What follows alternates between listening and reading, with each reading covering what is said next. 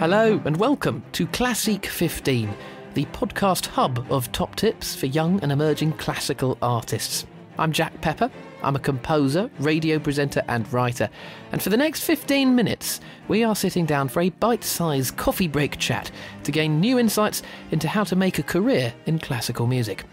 Today, we are digging inside the world of foundations, specifically the Lang Lang International Music Foundation. Created in 2008, their international ambassadors include the likes of Joshua Bell, Renee Fleming and Sting. Well, I spoke on a video call with their Global Development Director, Ollie Rose, and he started by summarising the aims of the foundation. I would summarise it. It really comes down to providing access to music opportunity, whether it's education or experiences, to as many children as possible. Through kind of different platforms. So, for example, education, as we all know, globally, there's a massive gap between, certain type of school and other types of schools in terms of what access the children have to music education. And we've done a lot of really incredible research, that really just shows how important something like music is to the growth and development of a young child. Not just in terms of learning skills, but in terms of expressing themselves, creativity, confidence, just finding an escape in something creative and just, discovering themselves in a different kind of way. So, our mission is really to provide access to music and music education to as many children as possible, and just to really, really try and give that to, yeah.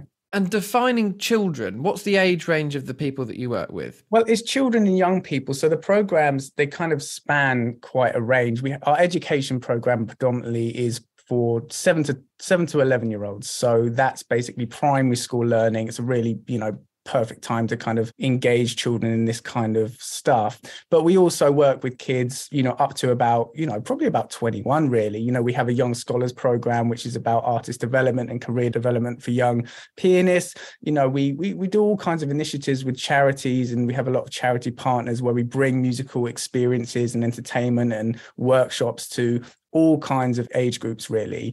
So it really depends on what exactly we're doing. So it's children and young people, I'd say, is the way to kind of summarize the entire outreach. Okay, so talk about young scholars you mentioned there, for example, so sort of 20, 21-year-old early career pianist specifically. What does that support look like? Well, actually, that program specifically goes from the age of 6 to the age of 16. So it's very widespread. That program specifically is designed for, well, to date, it's been designed for young classical pianists. So it's a program where, essentially people apply and there's an audition process, and a final, say, 10 pianists get handpicked by Lang Lang to become part of a scholarship program that lasts about 2 years, where they get sent around the world to festivals, workshops, seminars, and just have all kinds of experiences to really kind of like understand the world of music and the world they're in, essentially. It's a really powerful program. We also bring the young scholars into our community work. So we bring them to schools, we bring them to charities, we really kind of like cross those two lines to make sure, to really instill in these young talents that giving back is really a huge part of the journey, which Lang Lang obviously, represents so beautifully.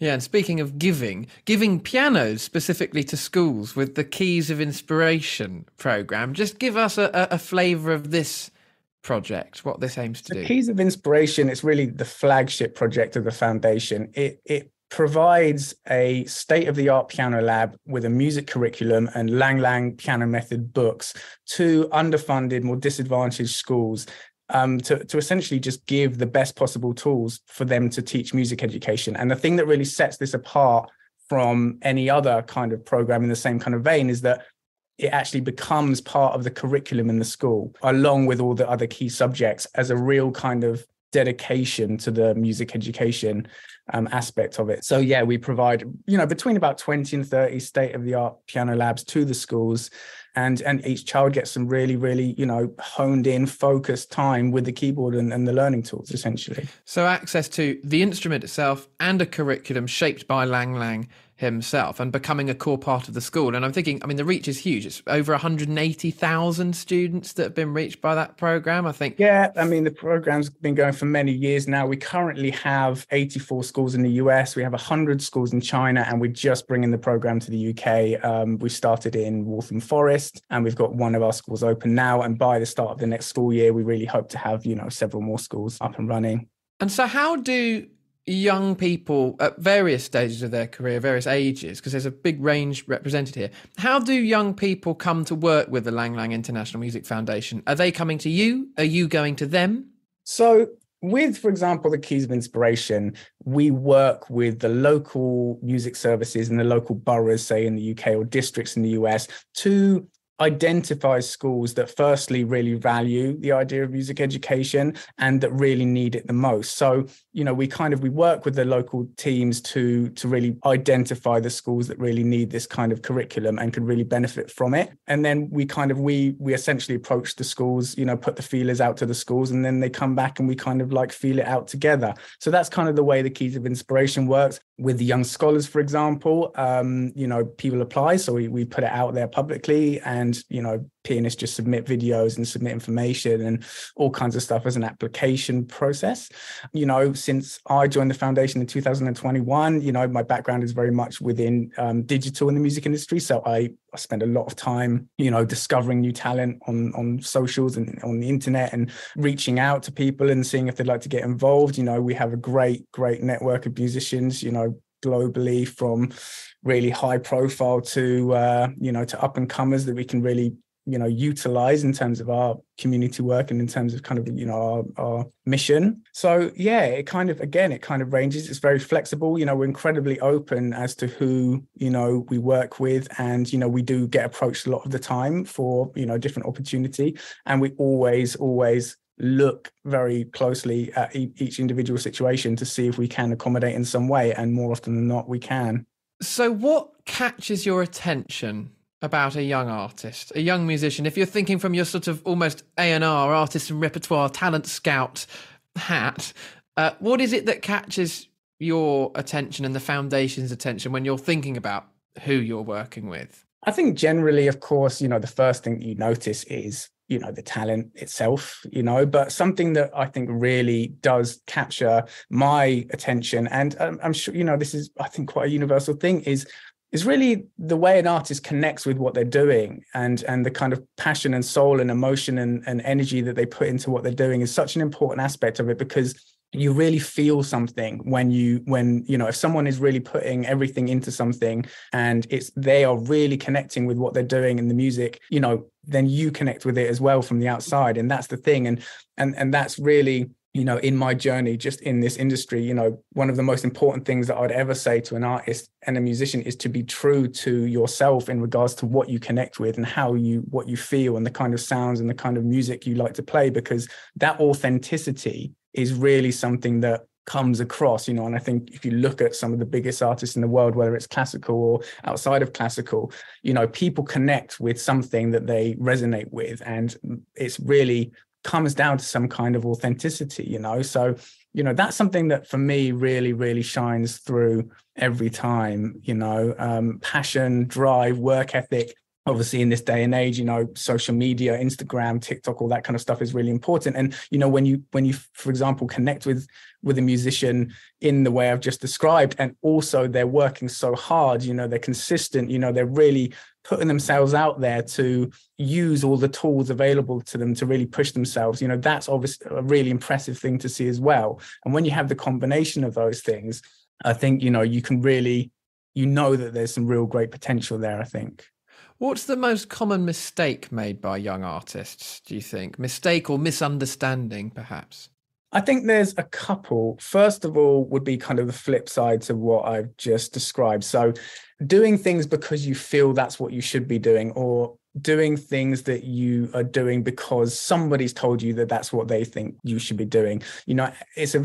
It's kind of a strange industry to navigate when you're starting out in the music industry. And a lot of the time, if you're fortunate, you do get put in front of people that have been in the industry. And, sometimes you find people that kind of push and pull you in different directions because they have a vision for what you could be, or, they feel that they could put you in a certain box, which would make sense to them and that they can make that profitable. But, from everything I've seen going down that route, one way or the other, even if at the beginning it kind of starts in a good place and it puts you further forward, something's always not quite right, So I would say doing things for the sake of doing them, doing things because you feel that's what you should be doing, and ignoring your gut in terms of, where you really want to be musically. That's one of them. And on the other kind of side of it, being complacent, feeling that something could magically just happen without you having to actually really put yourself out there and work. I think some people, especially the way things work now, I think it's just really important to, if you want to do something and you've got a passion, you've got a dream, you've got an ambition, you have to put that into action. You have to action that ambition, and by actually really working, thinking, how can I really sort of make myself visible in that kind of way? So, I've come across a lot of artists that really, kind of push back against the kind of, platforms that could be available, because I don't know, sometimes, extremely talented people think, well, my talent will shine through, and that's very true. But more often than not, work ethic is very, very important, So that's another thing I would say is important to keep an eye on too. How you come to work for a foundation, because it's a job like global development director. I suppose it's a role that, people might not know it exists. Yeah. How do you come to work for a foundation?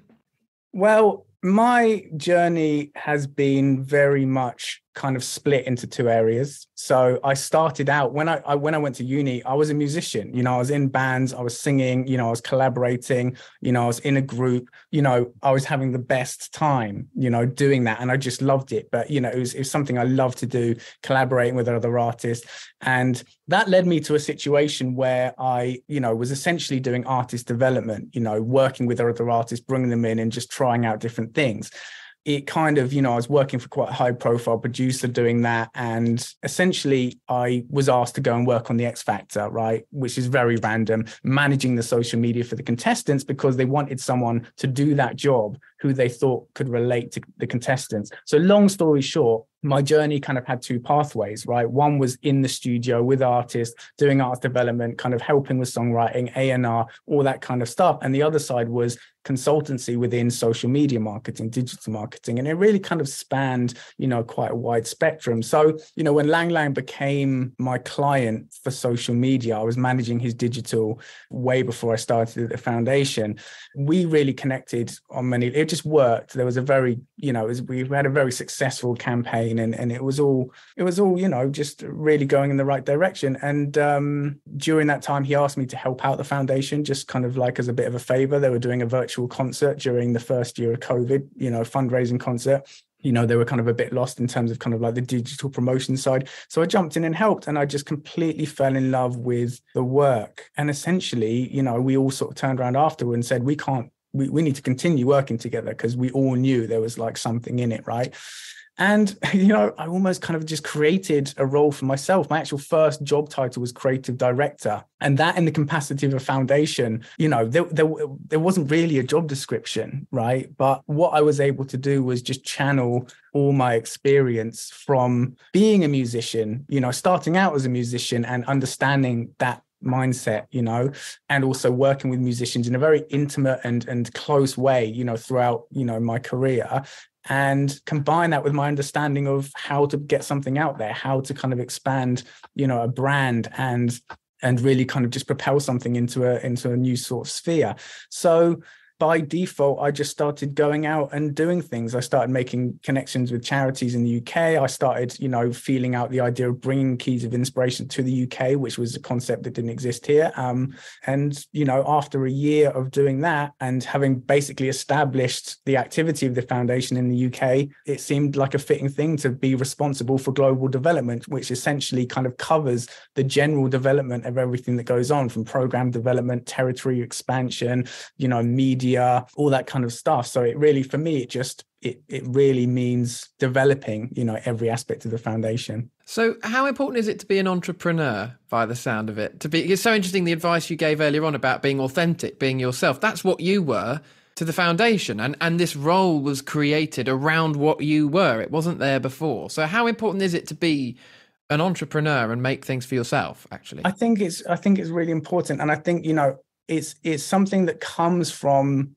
a lot of time working at something and exploring and being open to explore and taking opportunities. And, the more you do that, the more you recognize opportunities, and the more you recognize, hold on, this scenario feels quite good. Maybe if I do that or that, it could work. And you take chances, right? So I think it's a really important thing. But, over the years, you again, being authentic to what you're good at, what you love to do, and staying true to that, and again, sort of the combination of kind of, really putting yourself out there and trying things and being open to things, and, staying true to what you are passionate about and what you can really deliver, is a really important thing. And I suppose it results in entrepreneurship without you really even thinking about it, Ollie Rose, great pleasure to have you on the show. Thank you. Thanks for joining us for this edition of Classeek 15 with me, Jack Pepper. This episode and all in the series are available on all the usual podcast platforms and online at classeek.com. There, you'll also be able to find all of Classeek's latest news, their online concert series, and video on demand.